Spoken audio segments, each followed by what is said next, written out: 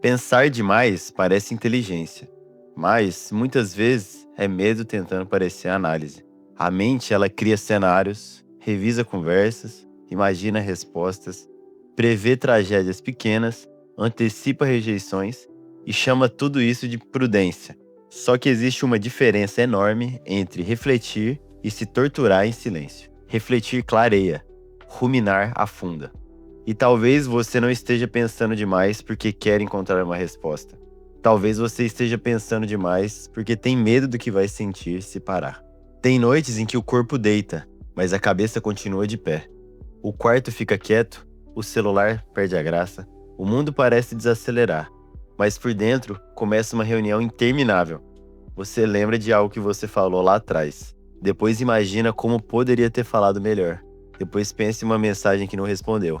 E depois em uma decisão que deveria ter tomado. Aí você pensa no futuro, você pensa no passado, ou numa versão sua que parecia mais forte, mais focada, mais segura. E quando você percebe, você não descansou. Você apenas ficou deitado, assistindo a sua própria mente criar problemas em alta definição. O mais estranho é que por fora, ninguém vê. Por fora parece silêncio, e por dentro parece uma guerra. O problema não é ter uma mente ativa. Pensar é uma das coisas mais humanas que existem. A questão começa quando o pensamento deixa de ser ferramenta e vira prisão. Quando qualquer detalhe vira motivo para a investigação. Quando uma frase atravessada vira prova de rejeição. Quando um erro pequeno ele vira sentença sobre quem você é. Ou quando o futuro ele vira uma sala escura onde a sua mente projeta todos os medos possíveis. Nesse ponto, pensar demais não está te ajudando a viver melhor. Ele está apenas te dando a sensação de controle. E a sensação de controle não é o mesmo que controle. Às vezes, a mente não quer resolver. Ela quer se sentir menos vulnerável. A mente humana, ela não gosta de incerteza. A incerteza, ela parece perigo. Quando algo está aberto, indefinido ou fora do nosso alcance, a cabeça ela tenta preencher os espaços vazios com explicações. O problema é que ela nem sempre preenche com verdade. Muitas das vezes ela preenche com medo. Uma demora para responder vira desinteresse. Um olhar diferente ele vira julgamento. Uma falha vira incompetência. Ou uma pausa na vida vira fracasso. A mente ansiosa ela tenta transformar dúvida em certeza, mesmo que a certeza seja dolorosa. Porque para ela, às vezes, uma explicação ruim parece menos assustadora do que não ter explicação nenhuma. É por isso que pensar demais pode te viciar.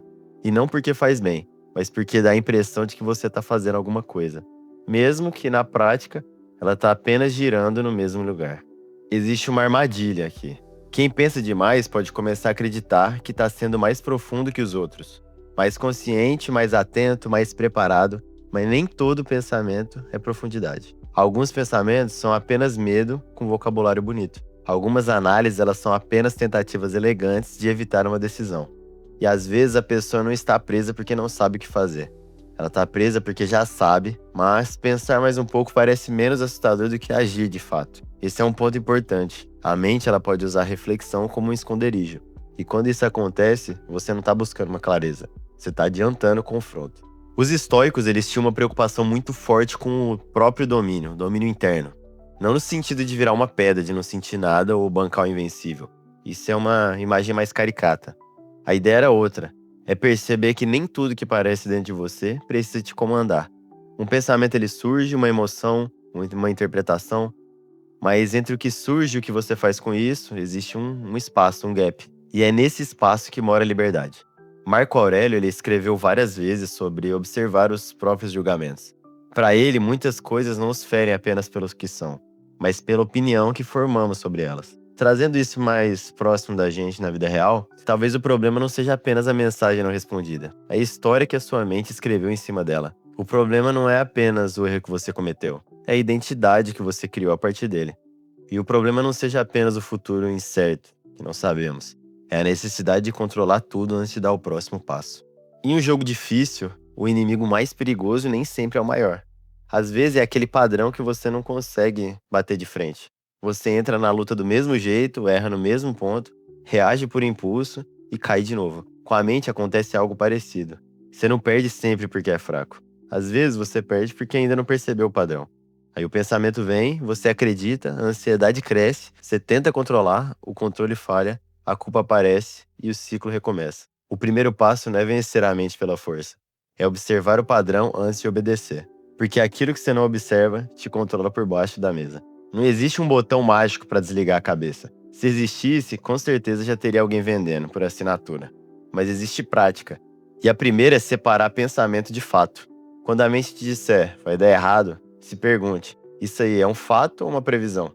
Quando ela disser, a pessoa não gosta mais de mim, pergunte, eu sei disso ou eu tô tentando preencher um silêncio na minha mente? Quando ela disser, eu estraguei tudo, se pergunte, eu cometi um erro ou transformei esse erro numa identidade própria? Essa separação ela até parece simples, mas muda muita coisa. Porque você começa a perceber que nem todo pensamento é verdade. Alguns são hipóteses, alguns são defesas, alguns são ecos antigos da sua mente. A segunda prática é voltar para o corpo. Respirar melhor, caminhar, treinar, tomar um banho, arrumar seu quarto ou fazer algo mais certo. A mente que gira demais precisa de presença, não de mais debate interno. Às vezes o corpo é a âncora que impede a cabeça de afundar. A terceira prática é escolher uma ação pequena. Pensar demais costuma crescer quando a vida fica parada. Uma pequena ação quebra o ciclo. Responder uma mensagem, escrever uma página, organizar uma tarefa ou treinar por 20 minutos. A mente quer resolver tudo antes de agir, mas muitas das vezes é a ação que começa a organizar a mente. A pessoa que pensa demais geralmente acredita que vai descansar quando tiver certeza. Certeza sobre o futuro, ou sobre os outros, ou sobre si mesma. Mas a vida ela não entrega esse tipo de contrato. Você pode pensar por horas e ainda assim não controlar o que o outro sente. Você pode revisar todos os cenários e ainda assim ser surpreendida. Você pode tentar prever cada dor e ainda assim sofrer de um jeito novo. A paz ela não nasce quando tudo fica garantido. Ela começa quando você aceita que precisa responder todos os pensamentos para continuar caminhando. Pensar demais, ela não faz de você uma pessoa quebrada, mas pode ser um sinal de que a sua mente aprendeu a sobreviver tentando prever tudo. Talvez ela só esteja tentando te proteger. Só que uma proteção exagerada também vira uma prisão. Você não precisa brigar com cada pensamento, não precisa acreditar em todos e não precisa transformar toda a sua dúvida em emergência. Às vezes, a maturidade é olhar para a própria mente e dizer: eu te escuto, mas eu não vou obedecer tudo. Porque nem toda voz interna é sabedoria. Algumas são apenas medo repetindo frases antigas.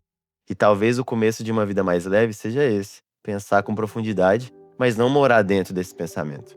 Se essa reflexão ela fez sentido para você, acompanhe aí o canal.